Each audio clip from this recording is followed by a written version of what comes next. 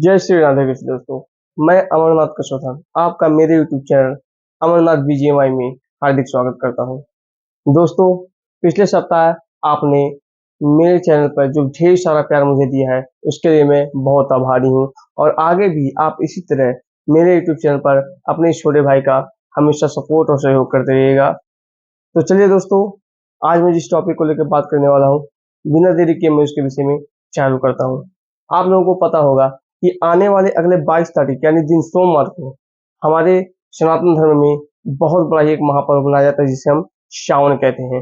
श्रावण मास की पहली सोमवार के साथ हमारे भगवान भोलेनाथ की जलाभिषेक चालू हो जाएगी। तो दोस्तों, पौराणिक और महान ग्रंथों की मान्यता के अनुसार एक बार जब देवता और असुरों में संग्राम छिड़ गया था, उनके बीच जब युद्ध हो गया था, तो उसका निष्कर्ष अंत में यह निकला कि उन्हें समुद्र मंथन करना चाहिए। भगवान विष्णु की आज्ञा पाकर जब असुरों ने और देवताओं ने मिलकर समुद्र मंथन चालू किया, तो उसमें मुख्य तरह से कार्यरत थे हिमराजगिरी के पर्वत मंदराल, जो समुद्र मंथन में अपनी काफी भूमिका निभाए थे।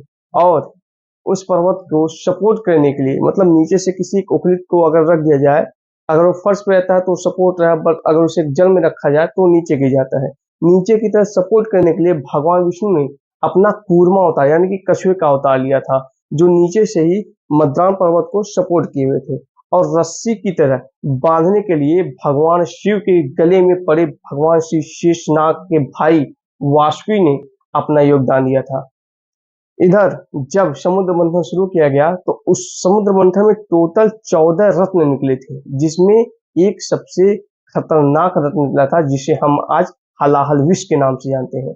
उस विष का प्रभाव मेरे दोस्तों इतना अत्यधिक था, उसकी लपेट में आने वाली सभी चीजें, चाहे वो कोई भी हो, सारी चीजें उसकी लपेट में आकर या फिर उसकी चपेट में आकर नष्ट हो जाती थी। ऐसा होने पर राक्षसों में और देवताओं में हाहाकार मच गई। उन लोगों को कोई उपाय नहीं सूझा, तो वो भगवान शिव के पास गए।